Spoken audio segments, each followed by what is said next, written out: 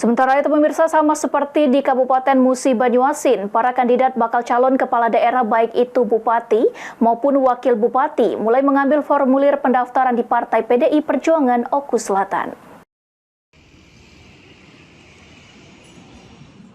Partai PDI Perjuangan Oku Selatan secara resmi membuka pendaftaran penjaringan bakal calon bupati dan calon wakil bupati Oku Selatan periode 2024-2029.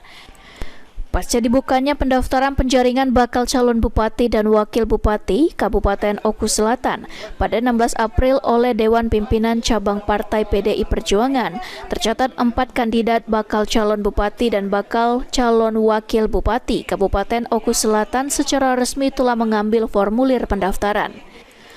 Adapun 4 pasang calon bupati dan wakil bupati tersebut yakni Iwan Hermawan, Hengki Irawan, Abu Sama, dan Heri Martadinata.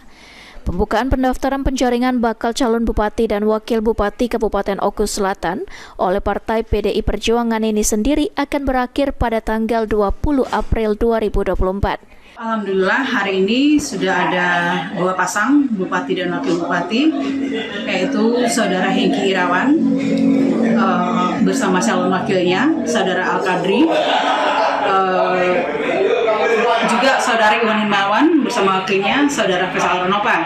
Dan insya Allah sebentar lagi akan ada dari bakal calon Abu Sama, tetapi beliau mewakilkan karena saat ini beliau sedang di Jakarta. Selain dari Pak Abu Sama, apakah ada kandidat lainnya? Ada, sedang dalam perjalanan yang mewakili dari Saudara Heri Martadinata. DPC Partai PDI Perjuangan Kabupaten Oku Selatan menyatakan pendaftaran dibuka secara luas dan terbuka bagi putra dan putri Kabupaten Oku Selatan yang akan ikut bursa pencalonan bupati dan wakil bupati Oku Selatan. Sri Fitria, Napal TV.